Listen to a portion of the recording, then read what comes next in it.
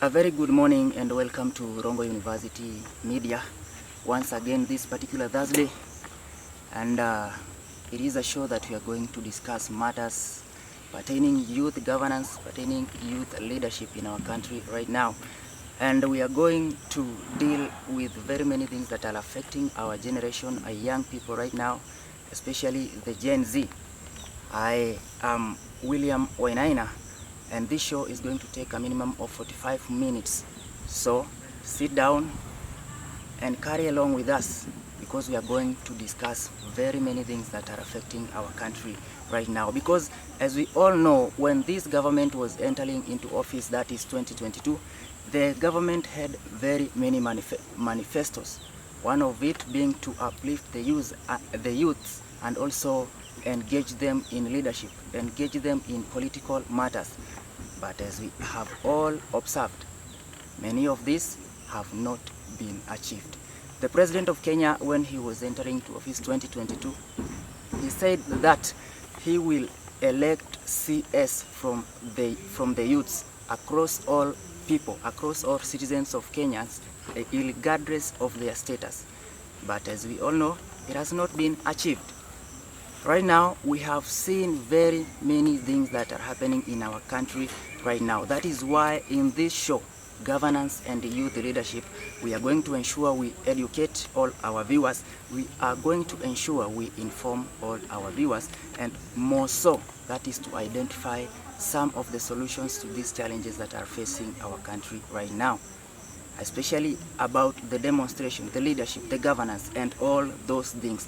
Why? Because according to the Article 1 of the Constitution of Kenya, it says that all the power belongs to the citizens of Kenya. But as we have seen, is this power right now being misused? Are Kenyans misusing that power? Or is the government using extra force to undermine citizens of Kenya? We are going to explore those things, because the democracy, or the form of government that we are using in our country right now, is democracy. And democracy says what? It is a power of the people, by the people, and also for the people. But now, is Kenyan government using extra force? Is Kenyan government undermining the democracy? Those are some of the things we are going to explore in this talk show. As I promised you, I have a guest in the studio, I have a visitor, I have an expert who is going to explore more on these matters that is affecting our country right now, right here at Rongo University Media. And this is none other than Mr. Chris Omondi, who is a political analyst and that is a political expert. He's going to take us through some of these questions that has been bothering many of the Kenyan citizens, many of the youths, and all Kenyans at all. So thank you. Follow us, carry along with us as we explore this very, very critical and very, very crucial topic. Remember, I am William Wainaina. First of all, Mr. Chris Omondi, welcome to the show. And briefly, you start by greeting the viewers and identify what are some of the challenges that are facing Kenyan youths right now. What are these challenges that Kenyan youths are facing right now when you look at how our country is going on right now? Thank you. It's okay. I'm so much thrilled today for meeting you. Indeed, it is a great day. So today, just as you have mentioned, I'm Omondi Chris. I'm a Kenyan, and I'm also a Gen Z. And the problem that are affecting Kenyans, we can say that they are also affecting they are also affecting us as the students and as the other people who are having a lot of challenges here and there. So, as I can speak out, the problem that are facing mostly the youths. One, employments. A number of youths a lot of them have graduated, a lot of them are having high-class honors, but what comes? Employment. Unemployment is a very big issue in our country, and it's really affecting a lot of youths. Underemployment, I can say that the government should do something. I know doing something might be so hectic, but there is a way that we can make some right decisions, maybe in each and every country. We see how the youths can get some employment, be it what, but something that can make someone to be busy, get something little for him or her to eat. Another problem, I can say, youths are also being afflicted by I can say financial frustrations. Yeah. Unemployment brings that financial frustrations, and these financial frustrations is where there is a lot of issues that comes out from youths. A lot of them turns to be thieves. A lot of them you find they are robbers. A lot of them are now killing others just for money, just to get something that they can push, daily bread. So you see, my brother, we are having a lot of challenge, a very big challenge. And the very big challenge is just financial frustration. That is the major. But how can we go about this? As we can see, our government, the government we are having right now, it is a government that doesn't listen to the cries of the youths. The youths, I can say the youths, they are having that voice, and I can say that they are exalutherastamized. The youths, they have that voice to speak out. They should speak their needs, and in speaking their needs, government should listen and take some of the right decisions that can bring some peace in Kenya. Right now we are not in good position in our country. A lot of demonstrations here and there. People are crying, people are starving, and all those issues are just financial frustrations. Okay, thank you so much, Mr. Chris. Now, there is this issue of corruption. Yes. Corruption is everywhere in the world, but let us look at it under the Kenyan context. There was a research which was done recently, and which ranked Kenya and the Kenyan president as the most corrupt. Now, that is the head of state, who is ranked as the most corrupt person in the world. But now, how does this corruption affect these matters regarding youths and their position in leadership? Because the majority of the Kenyan citizens are the youths. Yes. So let us look at how is this corruption affecting the youths. Okay. It is indeed that corruption is a matter that is affecting a lot of Kenyan youths. And just as you have said, the government is corrupt so much. How? You can see the cost of living has now risen. Taxes. We are paying taxes, more taxes. Everything is being taxed. Everything is being taxed. So that high cost of living has been brought by the corruption. You see, leadership, indeed we say that it is something that to do with serving the people's interest. You serve the people's interest, you hear them, you set examples, you be a good listener, but we don't get that. A lot of money, you see, there is a lot of money that are being used in our country right now. You find a lot various leaders, they go places, they spend a lot of money, they explore with the money with the government money, of which that money can be used somewhere, can boost some youth somewhere, can make them feel Kenyans. So you see. Okay, thank you so much. You have touched about the issue of role model and mentorship. Do you think right now in Kenya, are there mentors or people who can be looked upon by these Gen Zs?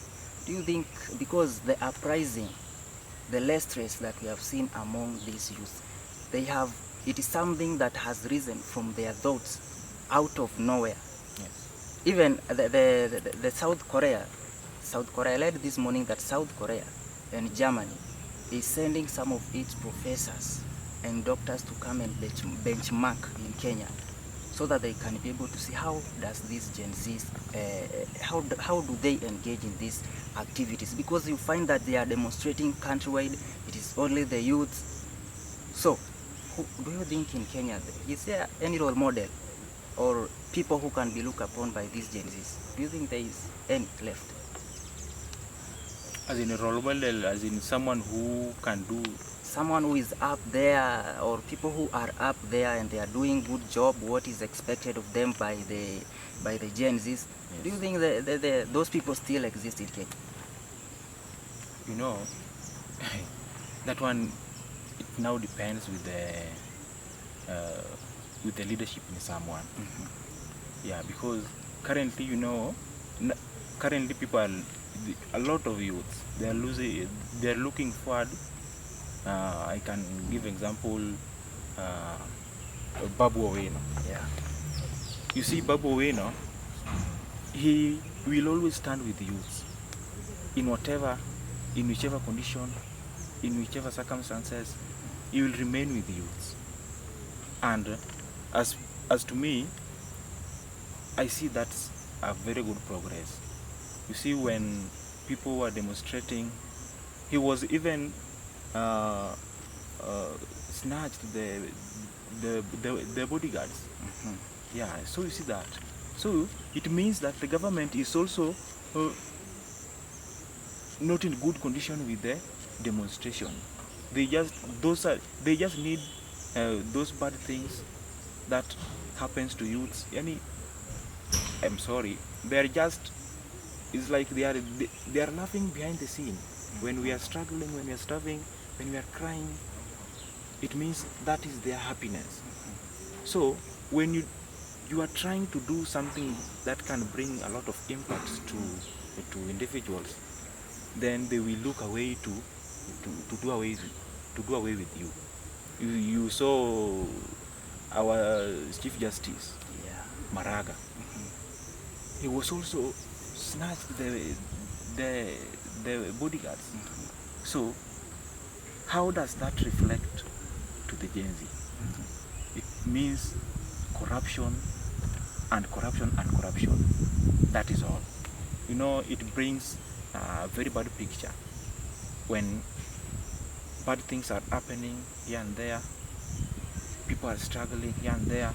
But when you are a leader, now you want to stand with your people who elected you. You see, they are not happy. The government is not happy, and they must have to look away of doing away with you, maybe bring you a lot of issues that maybe you don't know where they've come from. So you see that. So Kenyan youth, I can say they are still stranded. And the government that is coming, the generation that is coming, it means that when you are in leadership, then you will have to deliver whatever you promised as per your as per what you promised the individuals when you are campaigning. You know, when they do campaigns, I will do for you this, I will present you very, very well, I will fulfill this and this, but after all, nothing achieved, nothing fulfilled. Yeah. So a lot of problems here and there. Okay, thank you so much. And you have introduced that issue of demonstration, the protest, and in our country right now, we have witnessed one of the very best, or the most historical demonstration that has ever happened in the country. Yeah. From last year, the anti-finance bill protest, to this year, the anniversary of anti-finance bill protest and the Sabasaba protest. And out of all those three major demonstrations, what has been observed is just killing, abduction, and so on and so forth, with the Gen Zs protesting against police brutality and the government policies which are not favoring them. Now, the government has retaliated with a lot of killing, a lot of arrest. Now, do you think that these Gen Zs are maybe using a lot of power? Maybe they are going beyond what is provided for by the Constitution? And if that's so, do you think the government is using extra force to deal with these Gen Zs? Because all these Gen Zs, they want to be heard. They want all their cries to be heard. Do you think that there is a confusion there? The Gen Zs are trying to communicate to the government. The government itself is not understanding what the Gen Zs are saying. Do you think there is a confusion there? Or is the government just hearing but is looking away? You know, the reason why Gen Zs do demonstrate is because their rights, they have their rights. But what comes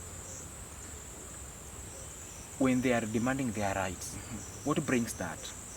Because you find when you say you are right, when you say what is right concerning someone, you know, you are saying the truth. It's like you are trying to, you are presenting your cries by saying the truth to maybe a certain politician, of which that is how it will reflect to the person, to that politician. You know, it will be totally, you will get annoyed so much because you have told him the truth. And most of the politicians, they do not like truth. They don't want truth. And that truth is being brought by corruption. You know, recently we buried Albert Ojwang. Why? Because just a small thing, because of corruption. And that is what government doesn't want, corruption. So you see, you know, that brings something that the government should come out. They should come out and look for quick decisions. How can we do this? Because the reason why Gen Zs demonstrate, youths are starving. Youths are really passing a lot. You know, the students are there. And you see, you have no job, you have no even one bob today. And you are hearing that a certain politician is in UK. If you try to get the point why she or he is there, you will find that maybe something that is not too much meaningful to the Kenyan. And the same resources is the one they are using. The taxes is what they are using. So you see that. So I think it is high time for the Gen Z to come out more and more and more and more, and I think when we come out, all of us, it means even the new generation that are coming, as per me, I'm a Gen Z. So it has reflected to me that whenever I will, for example, whenever I can vie for a certain post, I must have to be sincere. I organize myself and I work for the people. I do something that even if I am out of the government, I can point, I did that, I did that, I did this, I helped this. And that is what people need. That is what Gen Zs need. The development, the improvement. Okay, you have said you have encouraged the youth to get out and fight for what is theirs. Yes. To fight for accountability. Yes. To fight about what they are seeing as violation of the human rights, yes, and so on. Now, in which way or in what way will they come out? Will they come as and vie for this leadership position and maybe remove the old regime of all people which they say maybe it is not working? Or are you saying that they should come to the streets and demonstrate, and out of the demonstration what will eventually come out is a lot of killing, a lot of death, and a lot of loss? So in which way will this Gen Z, you can encourage these Gen Zs to come out? In which way? Okay, I can say that, Gen Zs, most of the Gen Zs are very accurate. They are very, very clever. And there are people who are holding very, very good certificates. And you find that the current leadership, the current leaders that are holding position in government, you find some of them are not intellectuals. Some of them, they are just there. Some of them are just there because they vie, because of maybe they wanted to fulfill their visions or missions. But you see, nowadays Gen Zs, a lot of Gen Zs are holding degrees, PhDs, and there is no work. So what I'm seeing in the near future, the government will be held mostly by the Gen Zs. You can see nowadays you find, when I'm out of the campus or I'm still studying, you find a lot of young people are aiming to vie for those posts. They are having they are having those ambitions. I want to become an MCM. I want to become an MP. So you see that. So they are aiming to get those positions. So the reason why I'm saying that the Gen Z should come out, even if we can't get to those positions now, but that one can trigger the government. It can bring something to the government, and at least they can look on a way that they can minimize the demonstrations here and there, because demonstration is all over the country right now. Everywhere, every place, demonstrations. So when we demonstrate, they say that if you want to demonstrate, you have to notify the security, which it is not bad. But you find that when we demonstrate also, after notifying them, brutality is more. And it is the same government which is impelling. They are trying to they are impelling and informing the police to use the forces. You heard recently how our president said, shoot in the leg. Yeah, you just shoot the leg. That is you are trying to pass information that they should shoot. You know, that is bad. You know, if you tell someone you should shoot the leg, you know, if he shot the leg, what will come out? Maybe he was the one who was providing for the family, was looking resources here and there, and you have shot his leg. You see, you have damaged that family. You have hindered with the education, with the academia of his family, maybe the children's, and those are the new generation that are coming. So you see, if you do something bad to someone, you must have to check what will be the outcome. If I say this, what will happen?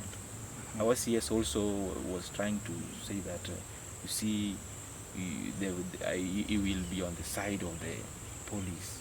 So you see that those things are the things that are bringing the Gen Z, that are making Gen Zs to come out, because they are seeing that the government is not on their side. The government is just contrary with what they are in need of.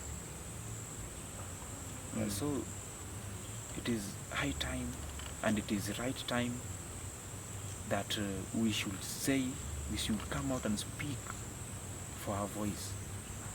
Thank you so much. Leadership starts early. Leadership starts in institutions. Now let us look at this institution. How can this institution, an institution of learning or any other institution, what do you think is the role that they should play, the role that they are playing? What is their role in promoting youth governance, youth leadership? In institutions? Because when you look at the current MP of Embakasi East, Mr. Babu Owino, he was the student president of Nairobi University. Now you can see his leadership started very early while he was still young at the campus. Yes. Now what do you think is the role of this institution? Do you think they are praying enough, or just what is their role in this? You mean you are trying to shoot a question? What is the role of the leadership in school? The leadership in school versus the leadership out there. Because when you look at the student leaders, yes, at the university, do you think that after university, what should they do next? What should they do next? Okay, you know, leaderships come from person. You find that someone developed that leadership when he or she was still young, or is still young. All those stages in primary, you find he was a leader. Secondary, he was a leader.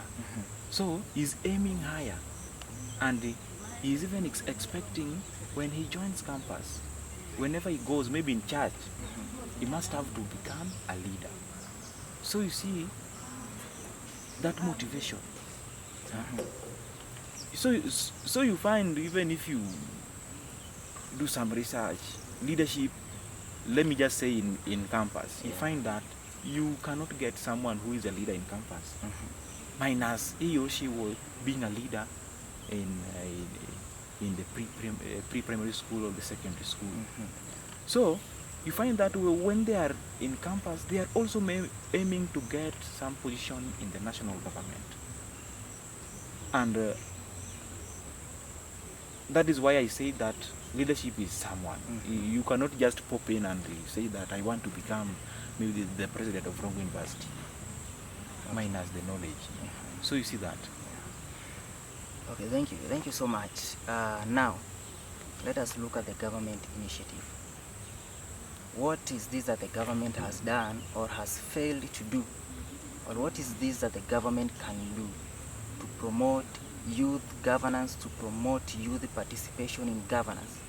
What is this that the government can initiate or has initiated to promote youth governance? So you see, Our president, I saw he is trying to bring back the issue of Kazi Mtaani, of which I see it will be good. It will boost a lot of youths again, and some places you will find some development. You know, when you give someone work, even earning 5K per month, he's aiming to make some improvement with whatever little he or she is getting.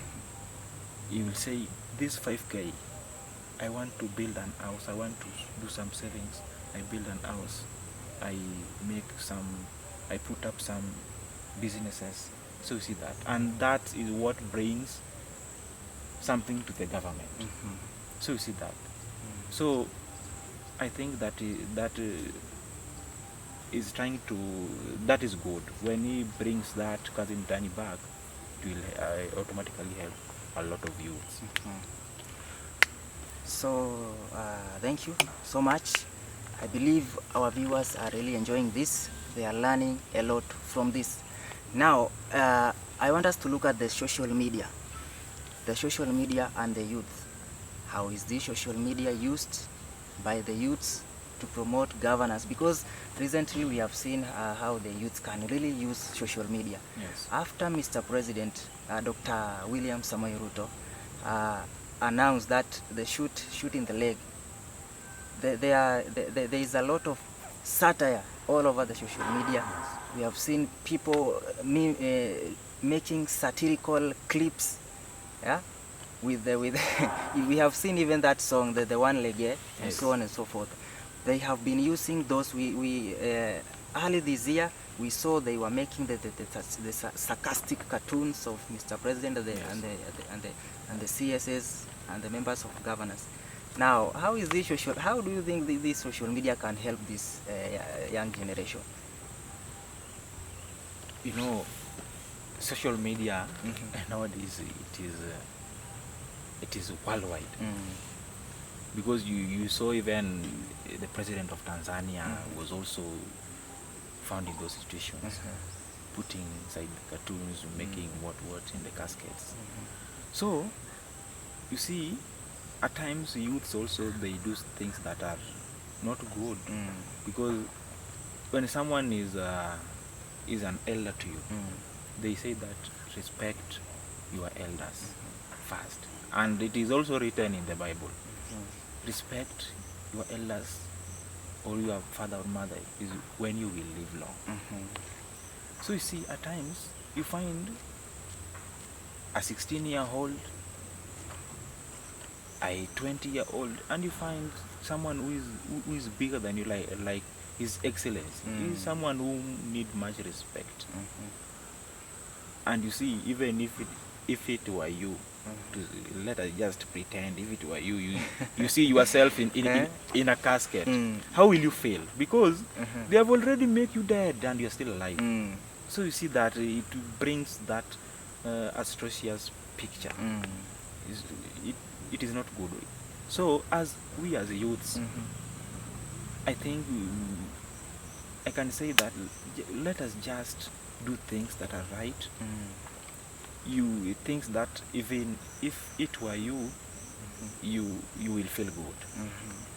However much the government is not doing that good, is not fulfilling whatever the individual's needs, but putting someone in a casket is not good, or making someone cartoons is not good. And to me personally, I can say let us just leave those things, because those are the things that are bringing a lot of abductions. You saw when those things started, a lot of abductions, people were being found in different places when they are totally killed badly. They are injured, they are in the sacks, they are put in the sacks. So you see that that's not good. That's not good. So youth should use media correctly.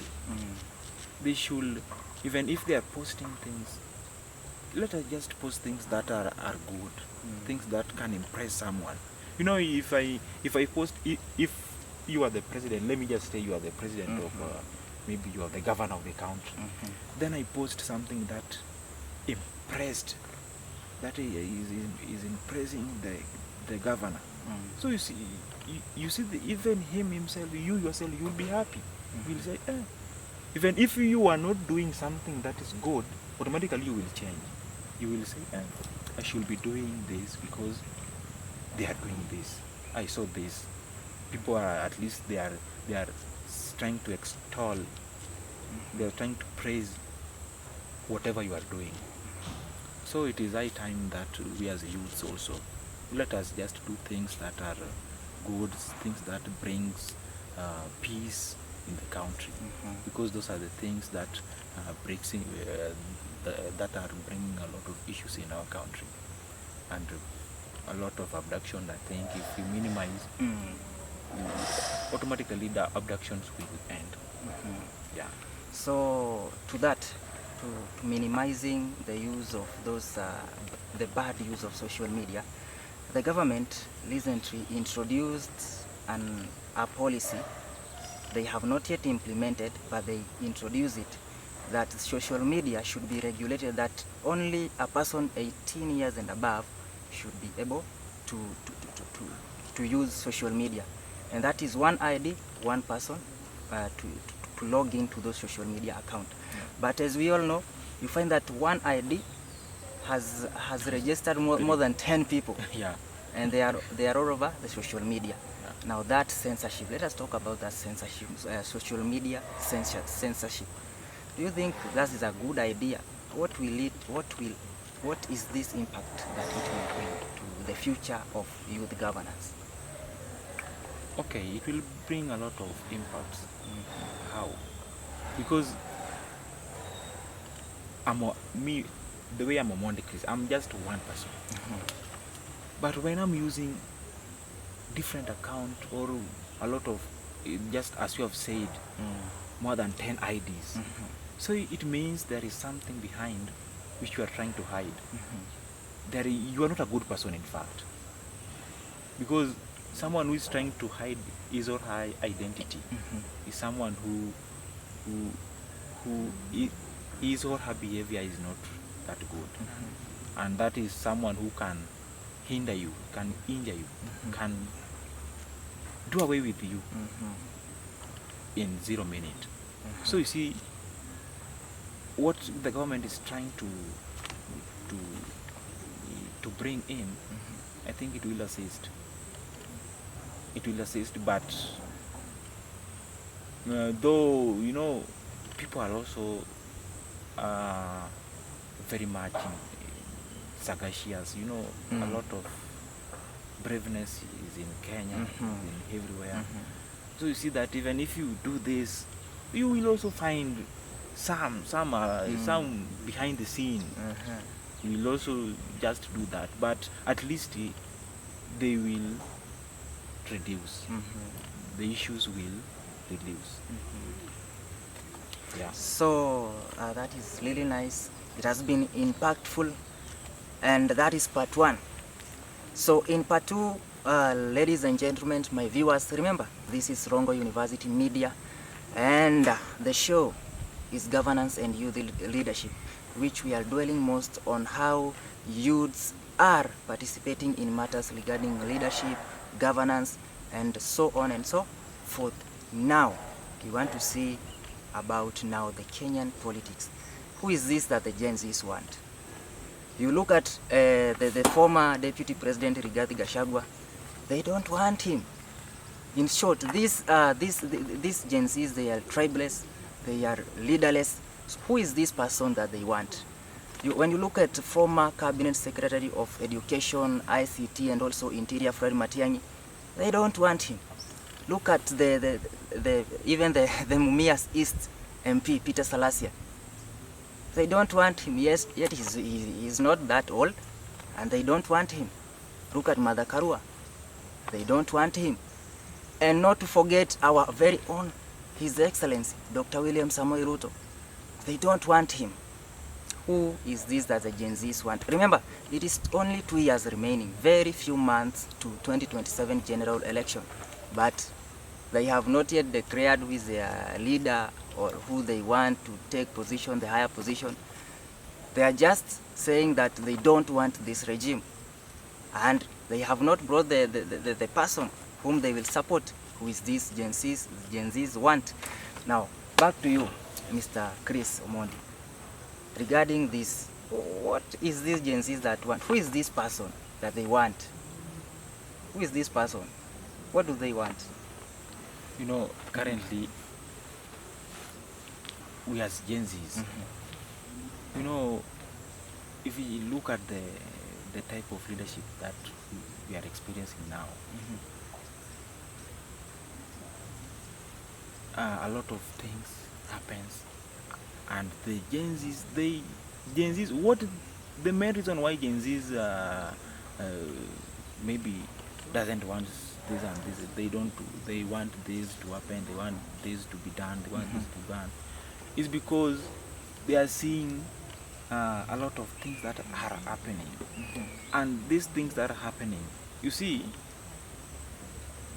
the leaders are connected, even however much they are clashing, you know, regarding Gachagua, let me just say, for example, and His Excellency, our President Dr. William Samoei Ruto, those people are connected, and they are just the same thing because they have worked together, so they know each other. So, if you check Fred Matiang'i, a lot of people are also, the Gen Z are not even interested in him. And I saw, is it yesterday, I saw even Chief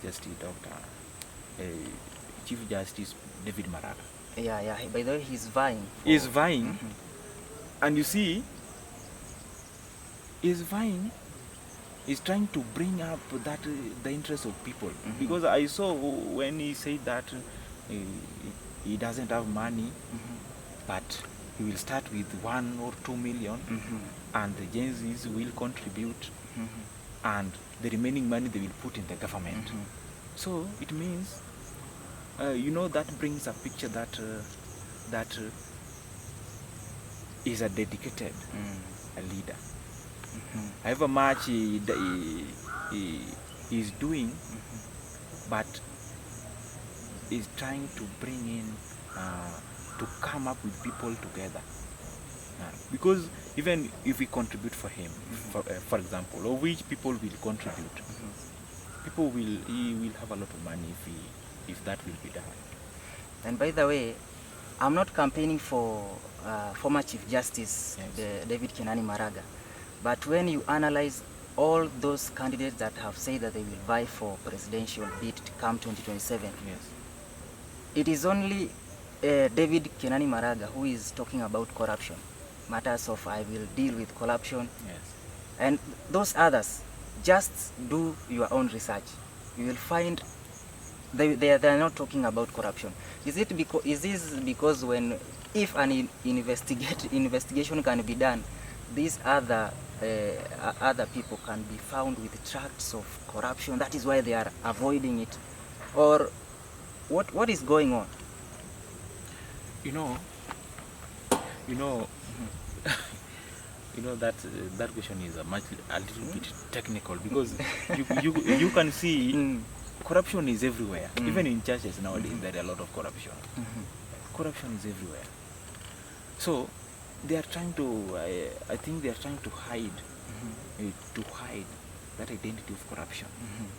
Because, you know, David Maraga, one thing I know of him, is a very standful man. And he is normally courageous, and speak what is there, and speak his mind. As he always speak his mind, he also stand. David Maraga, in fact, he has his stand. And in my point of view, though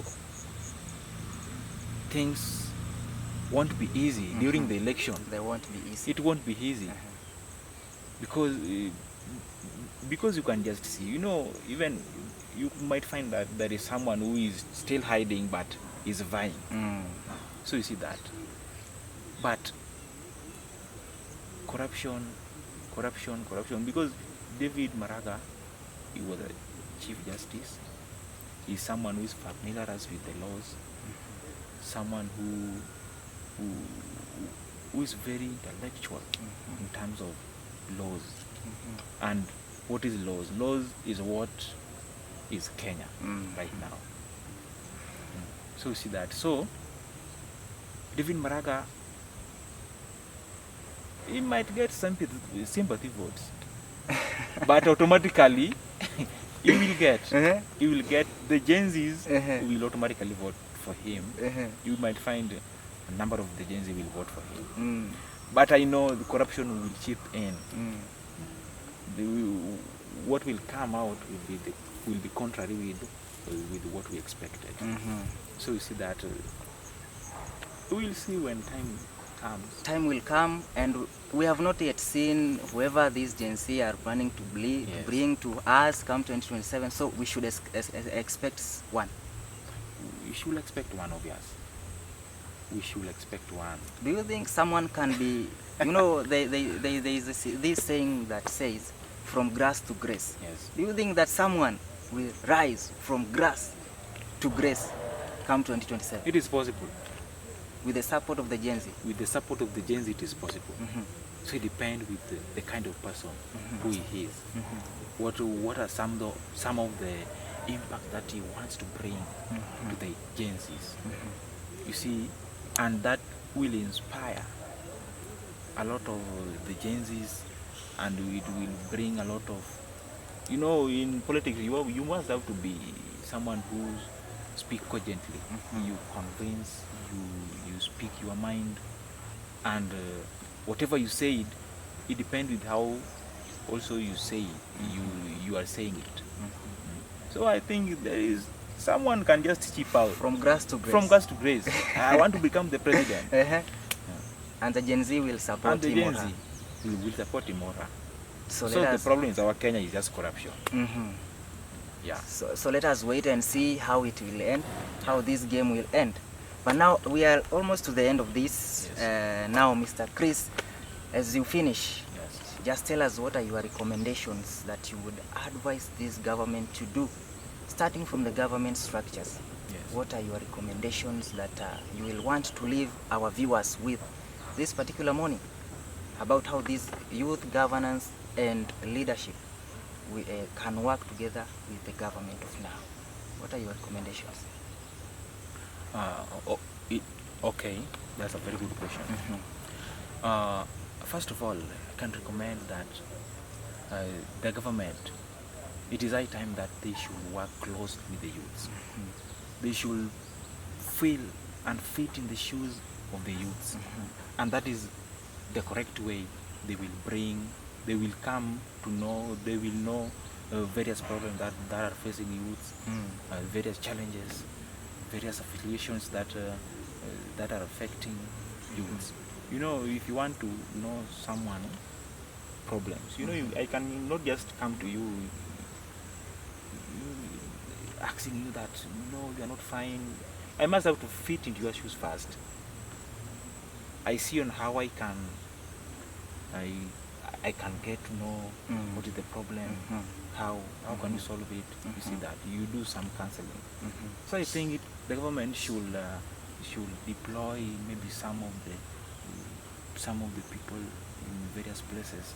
At least they pick some of the challenges that are affecting youths, that what youths needs, and then they come and use whatever they have come out with. Then they see on how they can solve. Yeah. So, in short, you have said that these leaders should fit in the shoes of the Gen Zs. Yeah, exactly. And then navigate on how to tackle all these challenges that are facing the Gen Zs. Yeah. Indeed, it has been very, very productive discussion this particular morning, and we have come to an end. Kwa sababu, as Waswahili say, kilicho na mwanzo bila shaka hakikosi kuwa na mwisho. It has been a very, very productive discussion, educative and also informative discussion with Mr. Chris Omondi, who I would want to take this opportunity to sorry. I would want to take this opportunity to thank you for availing yourself for this particular talk show. Yes. And as you plan the rest of your day, I want it to be very, very productive. Whatever you will do, may it prosper. Amen. So, so our viewers, thank you so much for calling along with us. We are now at the end of this talk show, right here at Rongo University Media. Ensure you catch up with us next time. My name is William Wainaina, and have a good morning.